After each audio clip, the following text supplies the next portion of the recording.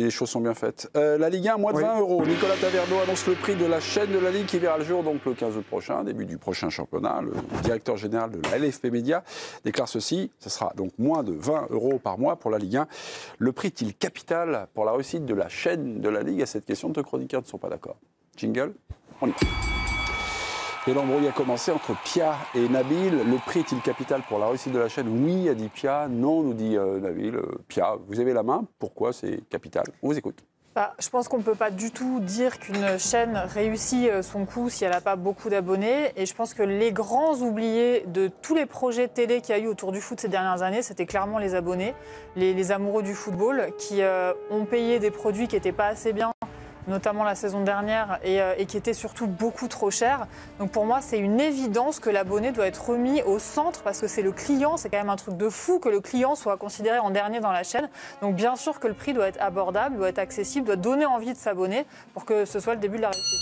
Non, Nabil, quels sont vos arguments? Par rapport à la situation, je vais me permettre de donner une leçon de marketing opérationnel à Pia. Il y a le prix et il y a l'astérix. Et le plus important, c'est l'astérix. On regarde le prix et ensuite l'astérix.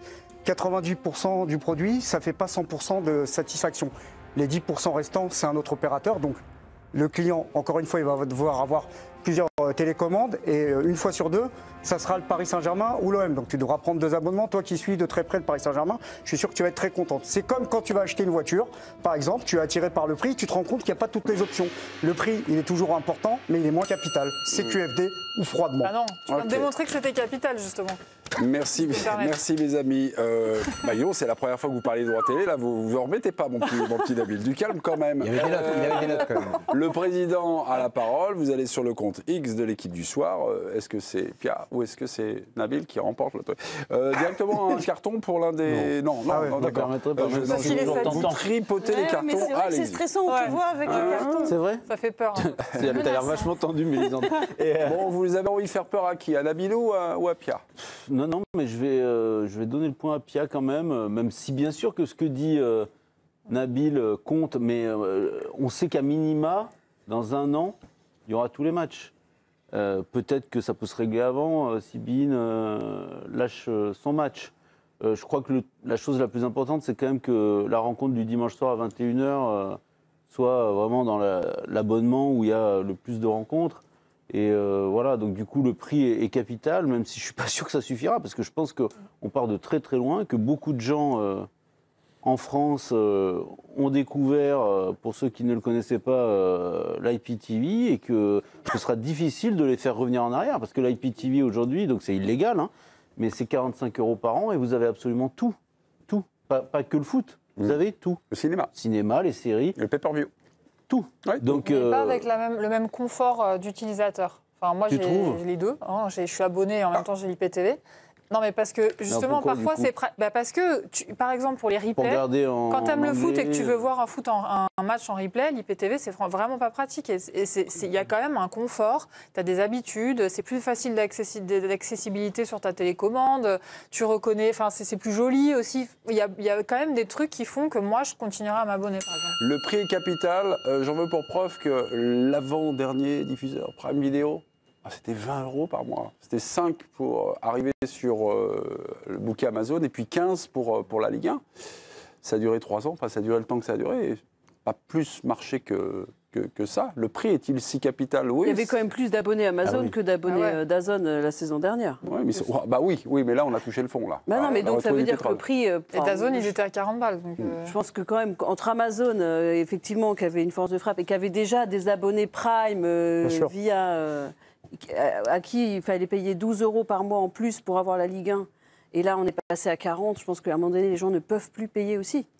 Et qu'effectivement, du coup, on peut se retrouver avec des subterfuges illégaux, mais parce qu'il y a un problème de pouvoir d'achat, quoi. Je pense qu'on est un peu trop décorrélé des réalités d'une grande partie de la population de ce pays qui est effectivement à 10, 15, 20 € près pour ce genre de loisirs. Et que tu préfères peut-être donner à tes enfants, sortir au resto, enfin voilà, au cinéma. J'ai un témoignage, j'ai un ami malien qui vit à Orléans.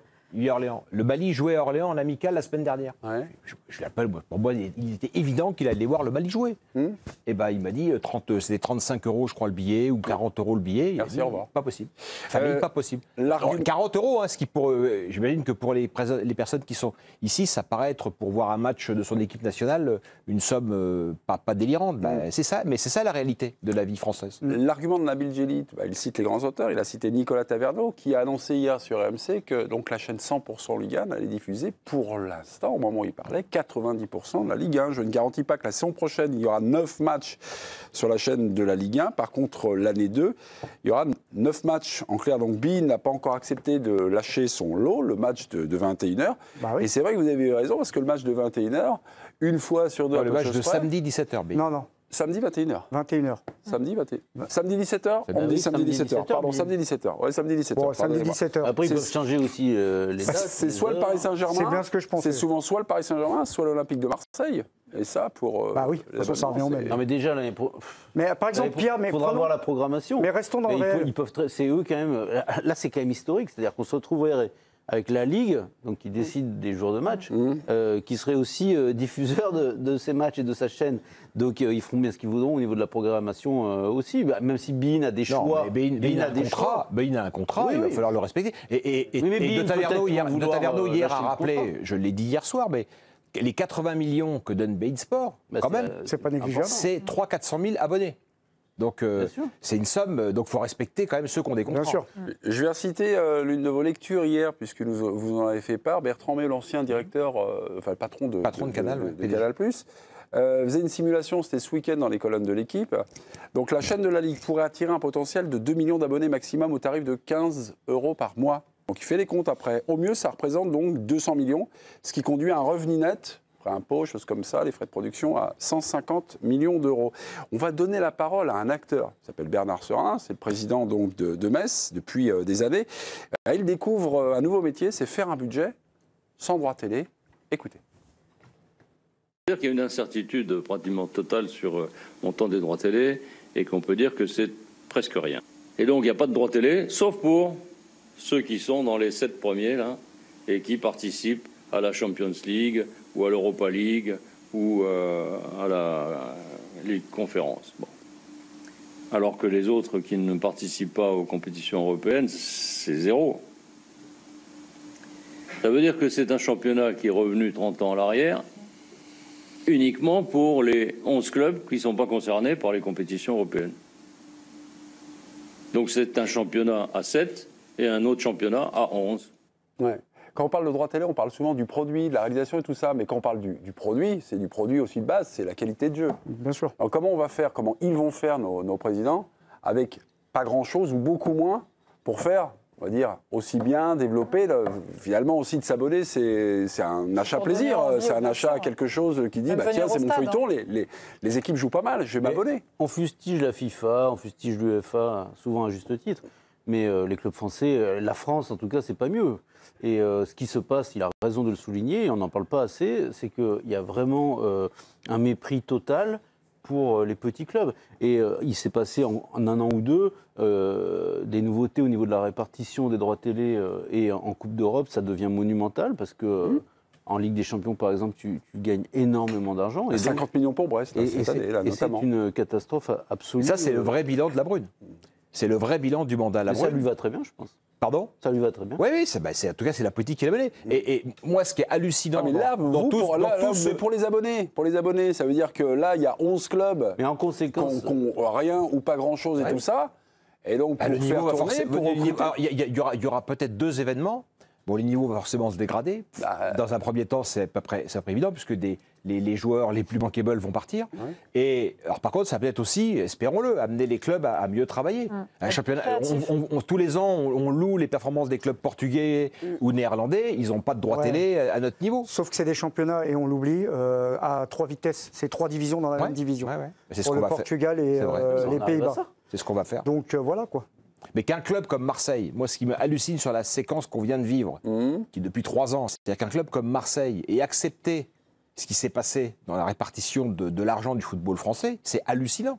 C'est-à-dire qu'ils aient accepté que sur le milliard 2 donné par CVC, enfin donné prêtés par CVC, la répartition soit aussi injuste, ça montre l'état de décérébration dans lequel était le football français ces dernières années. Autre citation de Nicolas Taverneau hier sur RMC qui s'est réjoui du sacre du Paris Saint-Germain en Ligue des Champions, puis il essaie de faire une petite association. Donc le fait d'avoir le PSG champion d'Europe nous facilite grandement la tâche. Si aujourd'hui nous avons tous les grands distributeurs internationaux, il ne parle pas des droits internationaux, hein. C'est les grands distributeurs qui veulent, ou en tout cas qui frappent à la porte pour éventuellement distribuer la chaîne de la Ligue. Donc il y a Amazon, Warner, Disney qui viennent nous voir, c'est parce que le PSG est champion d'Europe. C'est un atout considérable. PSG vainqueur de la C1, d'accord. Est-ce qu'il y a un effet de souffle pour venir s'abonner? Tous ces gens voulaient déjà distribuer l'année dernière. Oui. Non mais ça c'est un pur discours de communication. Il a raison. Lui il doit vendre sa chaîne. Là, si Amazon demain dit nous on veut bien distribuer, on veut 50 millions, que Canal dit on veut distribuer, on donne 100 millions. Là ok, il aurait raison. Que ce soit un discours de communication opportuniste, choses comme ça, enfin pour essayer de rhabiller la mariée, mais est-ce que le fait que Paris soit champion... C'est pas le fait qu'il soit champion, c'est le fait qu'il donne du plaisir aux supporters et même aux amateurs de football. Champion, c'est quand même un souffle. Bien sûr, c'est un souffle, mais je pense que ce souffle-là, il a déjà commencé la saison dernière. L'équipe, elle était déjà très sympathique la saison dernière, pas autant que cette année, mais déjà quand même, ça commençait à se construire.